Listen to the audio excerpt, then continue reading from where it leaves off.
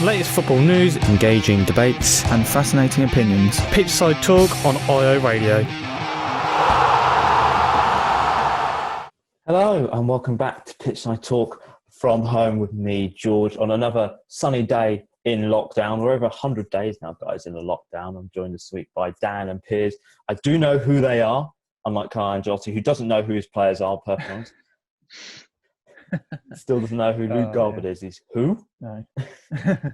This day he's still asking his team who Luke Garbutt is. So, guys, how are you doing after a week of, another week in lockdown? Football's back in full swing.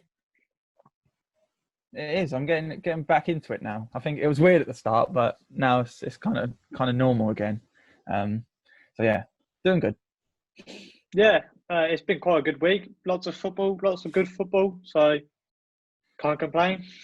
Can't complain at all. And we have got an action-packed show for you today. We're talking about the Premier League, the Championship, the FA Cup, and also we have a very excited football roundup as well at the end of the show, especially for Dan, because we've had some big news just coming for Ipswich Town over players. But starting off with the Premier League, we had 12 games played in 1 week, and here are the results from that week. So we start off with Manchester United beating Sheffield United 3-0, Newcastle drawing 1-1 with Aston Villa, Everton travelling to Norwich and winning 1-0, Wolves winning 1-0 against Bournemouth, and Liverpool winning 4-0 against Crystal Palace. And as Thursday's games, we had Burnley winning 1-0 against Watford, a 2-0 victory for Arsenal at Southampton, and Chelsea winning 2-1 against Manchester City. I'm very excited by that result. Saturday, we had Aston Villa versus Wolves that finished 1-0 to Wolves. Saints took a 3-1 victory over Watford on Sunday, a 1-0 victory for Burnley on Monday against Crystal Palace, and Manchester United won 3-0 against Brighton yesterday. So the big news really from the Premier League this week is Liverpool are Premier League champions for the first time in 30 years. The first league they've won in 30 years. They secured it after Manchester City lost to Chelsea 2-1. That's the greatest match of all time, I have to say. So we have some weird stats. So we have 239 players that played for Liverpool in that time in 30 years. Milner is the only player to be alive since Liverpool won their last league 30 years ago. For 7 UK Prime Ministers in that time. This is the earliest a team has won it in games, but the latest a team has won it by date. The only team to win it in June, as we know so far. And Liverpool have won their first Premier League. And also it's been 106 days between Premier League victories. And for me, it's been 7,571 days waiting for the Premier League. And to me saying, champions of England. You see I've got a shirt in the background. I can't point. There we go. One of the great shirts of the time. How much of a big achievement is this for Liverpool? This is huge because they haven't experienced this in 30 years. They look like they're going to, went back 30 years ago, they look like they're going to dominate the Premier League once again, but it's here. It's home. The Premier League's back. Yeah, finally. I can tell how happy you are, George. Too. Yeah, so, yeah, they've just been immense this year. At the start of the year, I did think Liverpool were going to win the league. I know I predicted them to win the league. I know you didn't, George. No, I did not. You're a bit... Yeah. You weren't as confident, but they've just been so good. And no one could get near them. And they've absolutely deserved the league this year. I think they were unfortunate last year. It's just that Man City did a little bit better, obviously. But this year they've just been too good and definitely deserve the win the league. And it's been a long time coming. It has been a long time coming. Piers, your team, Chelsea, have won the Premier League before. what sort of feeling should Liverpool be feeling now? Chelsea won the Premier League a load of times, so isn't it four or 5 times now? 5 times, yeah. So yeah, it's nice for Liverpool to win their first one. That's always nice. But in all seriousness, yeah, I know the feeling when obviously I imagine when that Willian goal went in, you must have gone absolutely mental, George. I did. It's the immense feeling. It's sometimes a little bit different than winning a cup because a season is such a long period of time, and there's so many games you think, oh, if we win this one, we can go this far ahead, and then you start to believe towards the end. So, I mean, Liverpool have been unstoppable this season. I mean, they've only lost 1 game, and that's when they hit a funny patch of form. But apart from that, they've been absolutely amazing this season. One of the best Premier League teams ever, to be honest. Yeah, I have to say, I didn't start believing until probably Boxing Day when we won against Leicester. That statement victory, I think I thought there was like, we've got something here. If we bottle it now, we moved to Papua New Guinea with Gary Neville, who has moved to Papua New Guinea. He's come back to Brighton, but he's going to go back there as well. But as you said, Liverpool been in a league of their own, unstoppable. Could be looking at one of the greatest sides in Premier League history because they're not going to get the invincible run now, but they can still get 107 points, which will surpass Man City's record set in 17-18 season. They can have the biggest points gap between first and second, which is currently 23. The record is 19, set by Manchester City in the 17-18 season. You can see the theme here. And also they can get the most wins in a Premier League season, which is currently 32. They'll beat that if they only get 5, which will beat Man City's record of 70 in the 17-18 season. So we could basically eclipse Man City in everything, really. Yeah, yeah, I do. I do think. I think they can definitely be considered one of the best teams in Premier League history. Obviously, there's the Arsenal Invincibles and some of the Man United sides in the early 2000s were kind of mad. But yeah, for me, I think they definitely can be considered one of the best teams. They've just been so good this year. I've absolutely loved watching them, and I just think they're probably the best team in the world at the moment. I know they're out of the Champions League, but I still think that. So yeah, I definitely think that they could be one of the best teams in Premier League history. Yeah, I think it comes between Manchester United's 1999, obviously Man City 17-18. I think, in my opinion, that was the best team in Premier League history, just because they basically won the league in November. And then obviously this Liverpool team, a lot of people critique that. Obviously the other teams haven't been as dominant this year, but regardless of how the other team's been doing, the amount of wins Liverpool have got is ridiculous. So is Liverpool now a serious threat to possibly dominate the Premier League now for a few seasons? I know we said this about Man City a few seasons back, but Jurgen Klopp said anything is now possible for his side. Could we maybe see something like what happened at Manchester United, Sir Alex Ferguson? I know Klopp won't want to be at Liverpool for the next 20 years. He's already highlighted he doesn't want to be there for the next 20 years. He wants to go on a high. But could we seriously see Liverpool make a big statement and might win the league now for the next few years? It could actually happen.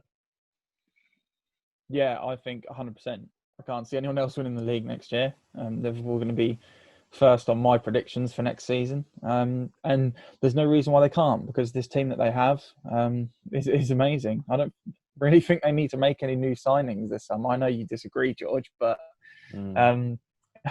I just think they're so good that they could dominate the Premier League over the next few years. I just think it's a mental team, and the way they play is just fantastic. So yeah, definitely can dominate in the next few years, I think. Yeah, I think with the Liverpool team, I think they can dominate, but I feel like they need to build on their squad, I think, and they need to keep the players that they have. I think as individuals, they're probably not the best players in the world, although I think Sadio Mane at the moment is probably the best player in the Premier League. I feel like if Liverpool lose a few players, that I could see them not being as dominant and maybe crumbling a little bit if they don't replace them. But at the moment, they've got such a strong spine in that squad, which I think is one of the main things that it definitely wouldn't surprise me if they didn't win the league again next year, if they can make additions. Has that been Liverpool's biggest problem really this season? Because when we've seen certain players go out, when one of the front three's gone up, the sort of the front three doesn't perform as well. When Henson went out for a little bit, Liverpool lost. So is that Liverpool's sort of biggest problem, that they've got to look into the future now of what if one of these players do go, who's going to come in and do the same job? Yeah. Yeah. Sorry, go on. No, yeah, sorry. I was going to say, I think it's a blessing and a curse for Liverpool, because they've got such a good team, and when they play as a team and they have all the players, they look unbeatable. But when they lose some of these key players, they seem to crumble a little bit, like in the FA Cup match against Chelsea or against Atletico Madrid. Yeah, I agree. I think they need the players, like they need that front three to get where they are, I think. and if they lose one of their players, then yeah, I think that's probably the main problem with Liverpool. But there's not many problems you can really say about the Liverpool squad at the moment. But yeah, maybe as Piers said earlier, individually they're not maybe not the best players in the world, but it's just that the team that they have at Liverpool, obviously they've proven this season that they could be the best. So yeah, there you go. So Liverpool sort of start their campaign as the new champions on Thursday, travelling to Manchester City, of all the places. There's been talks about this Guard of Honour that's going to happen at Man City, but there's been talks that Man City shouldn't give Liverpool a Guard of Honour. I don't know why. Apparently Danny Murphy, of all people, ex-Liverpool player, has said this. I don't know why he said that. Stupid person. But should Man City really give Liverpool a Guard of Honour on Thursday? I don't see why not. I think Liverpool have won the league fair and square. I don't know if that happened to Man City last year. I can't really remember, but yeah, they've just won the league fair and square. So I don't see why not. You see teams around the country doing that to teams that have won the league. So yeah, I really don't understand why people are saying that shouldn't happen. Really. Yeah, no, I agree. Man City definitely should. I think it'd be good for Man City. I think they'll light a fire under their belly, sort of going, we don't want to do this again, and that would help drive them to try and win the league again next season, because they've definitely underperformed this season. Manchester City is the squad, so yeah, it's every team should give the team that are champions the Guard of Honour. Will we possibly see that next season, Man City fight back? Because we're now talking about possibly 4 teams being in contention with the Premier League, with Liverpool, Man City, Chelsea and Manchester United at the moment being talked about this title race next season. But will Liverpool, Man City be in the league of their own again? Is it too early to say that more teams will be involved? Maybe it's a bit too early, but on paper right now, that's the only way I can see it really going. I think Man City have had a poor season. I think they probably need to make a few additions in the summer. They need to sort out their fullback area, I think, for me, or their defence, really. So, yeah, but I think they have a really strong squad. So I think it's probably going to be a League of Two next year. But it depends on what other teams do. I think Chelsea are looking good. I think Man United are looking good as well. So yeah, it'll be interesting to see what happens next year, definitely. Yeah, I think it matters what happens in the summer. I think, obviously, Manchester City and Liverpool will definitely be there next season. I think with Chelsea, we started to bring additions in with Timo Werner and Ziyech. I think they need to strengthen their defence, and then they could look. But I think they definitely could look to push for the top. And I think with Manchester United, they need to strengthen their areas as well, because I feel like with certain teams, they have one key area which is their strongest, which I think Man United have been lacking. But I think with the addition of Bruno Fernandes and Pogba picking up his form, they've definitely got a strong team. But there's still areas that they need to build on. So I would imagine not next season, but if Manchester United could build from that the season after, I think they definitely could contend as well. Okay, and also in other news which came out last night is away from Liverpool situation is Leicester. Leicester will be playing their Premier League games at home still, despite the City going into a local lockdown, which has been enforced for the next 2 weeks. Is that quite a weird thing to sort of see? Football's going to happen, but the City's in lockdown. Should Leicester be playing really at home? Should they be playing at neutral venues? No, I think the fact that no one is actually going to the games doesn't really make a difference. I think obviously the City's in lockdown, but I think it would be right for them to just play at home as people aren't going to games. I just don't think it'd feel right at a neutral venue. I know obviously there's no fans, but I just don't think it'll feel the same. And yeah, I think they've made the right decision to still play at their home ground. Yeah, I'd have to agree with Dan. As long as the players are being tested, and when they're not playing, that they're sort of social distancing and on their own, it should be more than fine. Okay, well, now moving on to the Championship, the most exciting league in the world now, because the Premier League's over and done with, according to Dan, and League One isn't happening. Let me run through the results. So we had some midweek games in the Championship last night, and we have some more tonight as well. So starting off with the first game, Millwall versus Swansea, that finished 1-1. Barnsley got a 2-0 victory over Blackburn, hindering their promotion push for Blackburn and trying to push Barnsley out of the relegation. They're only 1 point now off safety. Cardiff draws 0-0 to Charlton. And we had Reading lost 3-0 to Brentford, who are pushing the top two in the Championship, getting quite close. They're only 2 points now off West Brom. Fulham won 2-1 against QPR, getting back to their winning form after 2 tough games against Brentford and Leeds. Leeds drawed 1-1 to Luton, which has delayed their promotion party, but they are 4 points clear at the top at the moment. And Wigan won 3-0 against Stoke, putting Stoke in a dangerous situation of relegation. Only 1 point off relegation. The Championship is hotting up. Leeds came back, go on top now. They won on Saturday 3-0 against Fulham. They did draw last night to Luton, which finished 1-1, has delayed the promotion. But can we now safely say, pretty certain that Leeds are going to be in the top two? They're going to be back in the Premier League, winners or just as promoters now? Yeah, I think it's safe to say that they're going to go up. I think they've got an amazing squad. I think they're probably the best team in the Championship this season. And yeah, they've done really well. Obviously, they missed out last year. It was eventful last year, but yeah, they definitely deserve to go up this year. And yeah, I think it's pretty safe to say that Leeds are going to be in the Premier League next year, which will please Sky Sports. Oh, I can't wait. Yeah, I think Leeds are definitely up now. I think it's the season for teams that people sort of joke about never doing anything, doing something. Sort of Liverpool won the title, and now Leeds are finally going up. So I think the more interesting clash in the division now is who's going to finish second between West Brom and Brentford.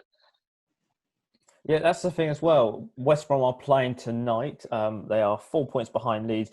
Brentford are only 2 points off them. Could we possibly see an upset on the cards? Brentford have been a team that always have been challenging for the promotions, haven't they, Dan?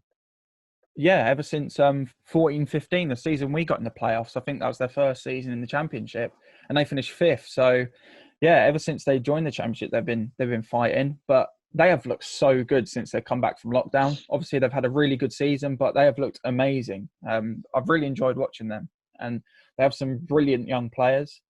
I know that Brentford have a system of buying players and then selling them on for a lot of money. They've been doing that for quite a while. But I definitely back Brentford to be in the top two this season. I think they've looked fantastic. And I'm going to say Brentford are going to finish second. Brentford in the Premier League with their new stadium next year. Yes, with the new stadium. I haven't seen the new stadium yet. Does it look quite nice? The stadium itself looks okay, but they've used multicoloured seats, which I don't really like. It looks a bit, yeah. Oh, yeah, it's not great. I can imagine. Oh, yeah. gosh, it's going to look horrible. What about you, Piers? Can Brentford pull an upset on the cards here and knock out West Brom? I really hope they do. I've always been a really big Brentford fan ever since they come up. I've been to their stadium a few times. It's a brilliant atmosphere. I mean, Brentford are probably one of the most exciting teams this season in the Championship, and I think they definitely deserve to go up. And I think now it could possibly be West Brom could be starting to slip off, and then Brentford could easily just slide in and take that second place. Very interesting. Well, I better run through the games tonight. We have some more games tonight. So we have Preston North End versus Derby, Birmingham versus Huddersfield, Nottingham Forest versus Bristol City, and Sheffield Wednesday versus West Brom. And this is quite interesting that in 6th place is Cardiff. They are in 6th place, but there are 7 teams in contention for the playoffs, and they're only split by 5 points, which is Cardiff in 6th, Preston North End in 7th. They're only 1 point off. Swansea are tied on points with Preston North End, and so are Derby County with a game in hand over Swansea and Cardiff. Blackburn Rovers are in 10th. They've slipped down since the beginning of the season. Millwall are there as well. They're only 4 points off, 5 points off, and Bristol City are 6 points off as well. Can we dare to pick who will be in the playoffs this season? Can we predict the final spot out of Cardiff, Preston North End, Swansea, Derby, Blackburn, Millwall and Bristol City? Yeah, it's going to be really difficult to predict. Obviously, Cardiff are 6th for the moment. they're doing okay since lockdown started. But that's why I love the Championship. I think every season it always comes to the end of the season and it's all really close, and anyone could get it. But I think I'm leaning in towards Cardiff at the moment. I think they just have the squad that can get into the playoffs this season. But it's still a bit early to say. Obviously, it's really, really close, so it's hard to predict. But I'm going to back Cardiff, I think, to finish in that 6th spot. Yeah, I agree with Dan about the Championship. It's probably the most, although they don't play the best football, it's one of the most exciting leagues in the world, I think, and it's the hardest league in the world as well. But yeah, coming into the playoffs, I love it. You normally get it a lot in League One where it's like 4 points between 6th and 11th or something like that. But I'm going to go with a team that were doing a lot better earlier in the season, but started to fall off a bit. I'm going to go. I think Swansea will have a good chance to go. And obviously Cardiff's rivals, but I think they'll have a good chance. Interesting pick. And now moving on to the FA Cup. It returned. The FA Cup is back. The magic of the cup with no fans. Bit weird, I have to say, watching the FA Cup with no fans. So starting off with the first game, Manchester United saw off Norwich in extra time, winning 2-1. Manchester United now in their third semi-final in 5 years. Norwich close to getting through to semi-finals and penalties, importantly. They've been winning on penalties, especially against Tottenham. Arsenal won 2-1 against Sheffield United. Dave McGoldrick equaliser, did not save Sheffield United, as the hunt for Arsenal goes on for silverware this season, as Danny Ceballos' late winner saw them through to the semi-finals. Chelsea won 1-0 against Leicester. Ross Barkley came off the bench to save Chelsea. That pains me to say that name every single time. Ross Barkley came off to send them through to the semi-finals. Leicester's season is struggling once more with another loss since the beginning of the new season. Looks like they're slowly falling apart, but they could make a revival against Everton tonight. If you want to see our match preview, go to our Pitchside Talk on Twitter for that. Holders Manchester City saw off Newcastle on a 2-0 victory. It looks like Man City are going to be strong favourites again, with the third trying to win their third FA Cup in a row, and Newcastle out after a pretty good cup run for once for Newcastle. Don't usually do cup runs, do they? No. It's nice to see. So the first semi-final we will see is Arsenal versus Manchester City. The last time these two sides met was in 16-17 in the semi-finals, where Arsenal actually won against Manchester City. I cannot believe that they won against Man City. It's the first time ever. But they went on to the final to beat Chelsea to win the FA Cup. So are we saying Arsenal are tip for favourites here? The stats say they are. No, I don't think so. I think Man City are going to win this one. I'd say Man City are probably favourites. I think it's going to be Man City in the final, beating Arsenal in this semi-final. Yeah. I don't know what it is, but every time I doubt Arsenal in a cup or Community Shield or anything, they always go and win. So I can't go against them. I think it's going to be an upset. I'm just going to go with Arsenal for this one. We've got to remember, it's the Emirates FA Cup, so... Exactly. Oh, okay. Yeah. So there's some bias there. And the second semi-final is Manchester United versus Chelsea. The last time these two sides met in the semi-final of the FA Cup was in the 95/96 season, when Man U won 2-1.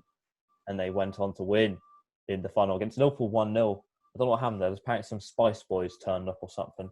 But every time Manchester United have been the home side in the FA Cup against Chelsea, Chelsea have never beaten them. So it's a little bit of a concerning stat for Chelsea, but this is going to be quite an interesting time, really, because both sides are looking in the form of their life at the moment, aren't they, Piers?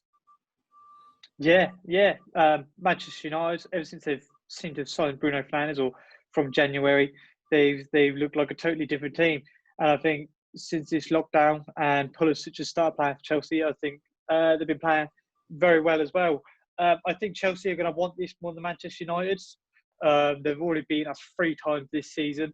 So I think the Chelsea team are really going to want to get at them. I think this would be brilliant for Frank Lampard to win in his first season, and it would be deserved after the season we've had. So I think Chelsea are going to steal this one off United. Yeah. Sorry. No, Yeah. go for it. All right. Yeah, I think I agree with Piers. I think obviously both teams are in the form of their lives, as you said. And yeah, ever since Man United have got signed Bruno Fernandes, have looked really good. But Chelsea, they're on a roll at the moment. So yeah, I have a feeling that Chelsea are gonna nick it. I think it's going to be a Chelsea Man City final. I have a feeling that's what it's going to be. And it's now time for football roundup. Yes, we've got another football roundup this week, and we're starting off with Leroy Sané is poised to join Bayern Munich from Manchester City for an initial deal of 0.7 million, rising up to 54.8 million. This is such a big loss for Man City. Really, they couldn't get him on a new contract. Bayern Munich have been rumoured to have him for years now, but Man City are going to be losing such a big player here, aren't they, guys? Yeah, they are.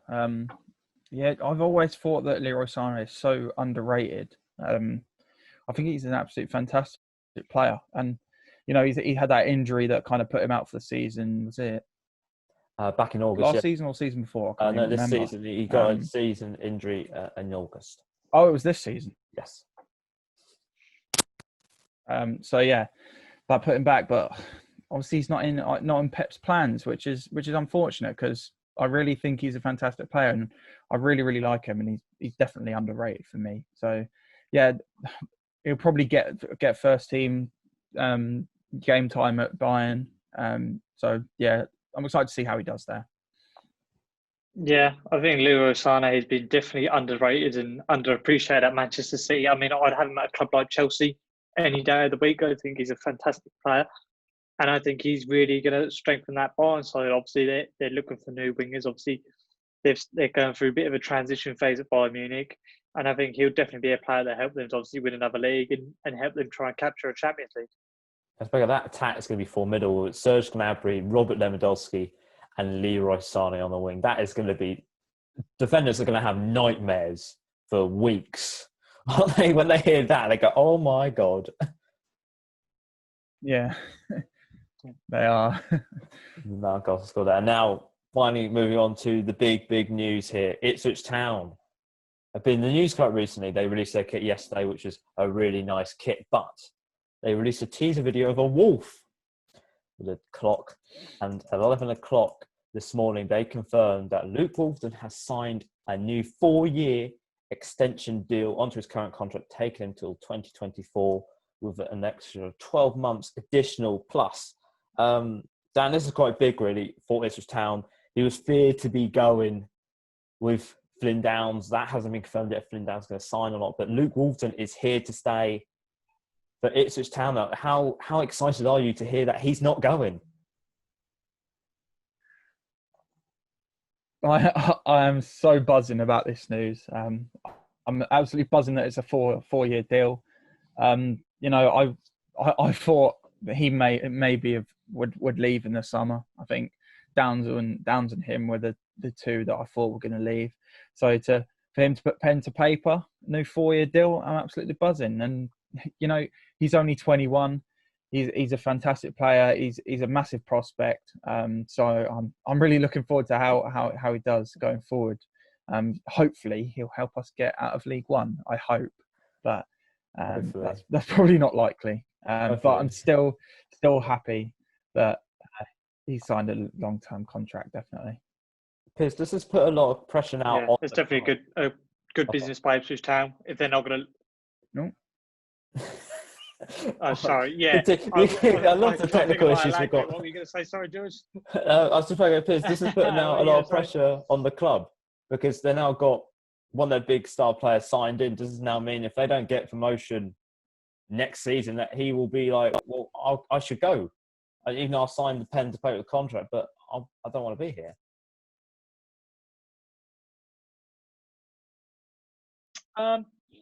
I think it adds a bit of pressure on Ipswich Town, but I also think it's smart business from Ipswich Town because obviously if they're keeping players like him, class young players, then they haven't got to look to buy new players. I'm sure that will be their excuse. But definitely, if they can keep him and Flynn Downs, if they don't at least get a playoff into the playoffs, I wouldn't imagine those players staying. So at least if you've got at least one more chance with these players. Yeah, one more chance. We've also Dobra signing a long-term contract as well. It looks like the future's going to be bright for Ipswich in certain positions, doesn't it? Yeah, we have got some fantastic young players coming through. Obviously, Wolverhampton are down. Still a bit worried about Downs. We need to sign him. I don't know if that's going to be possible. He might leave. Not sure yet. But yeah, I'm leaning towards him leaving. But we have got some fantastic young players. Dobra looks absolutely fantastic from what I've seen of him.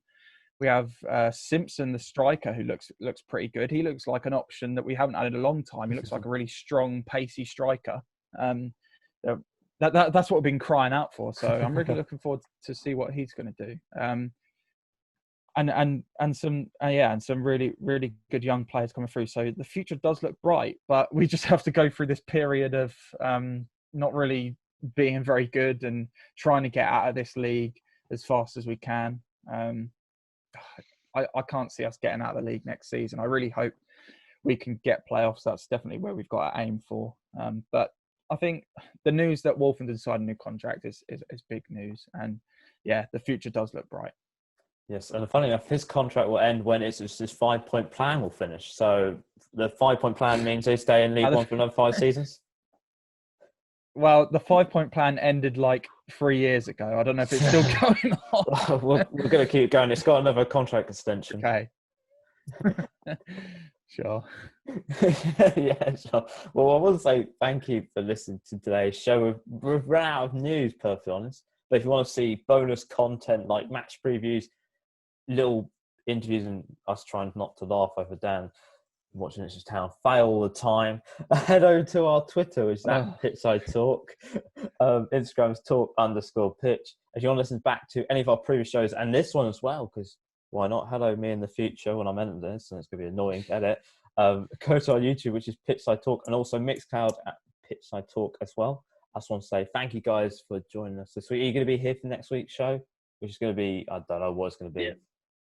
Yeah. More football. New Ipswich away kit, main news. Maybe. What colour are we going for, Dan? We're going to go for a white? No, they said it's something that we haven't worn before, so I can't guess. Green and yellow, maybe. No, green and yellow. I've got in my mind. I think it's going to be pink, like Leicester's away kit. I have a feeling. I don't know why. Pink. Ooh. Yeah, like Leicester's. I have a feeling. I think that'd be nice. That would be nice. I think that could work. Or maybe something random. Maybe like a black and yellow. I know the yellow wouldn't go down too well, but black and yellow is always a strong combination. Gold, yeah. If you want to leave any of your comments below, just tell us what kit Ipswich Town are going to be wearing next year for colour. Just comment below. Maybe this colour. This pink salmon. It's like salmony. No, yeah. I want that kind of pink. Oh, it's good colour pink it is. I want to say thanks for listening to the show and ciao. Yeah. Cheers. The whistle has been blown for full time. Tune in next week for another jam-packed show.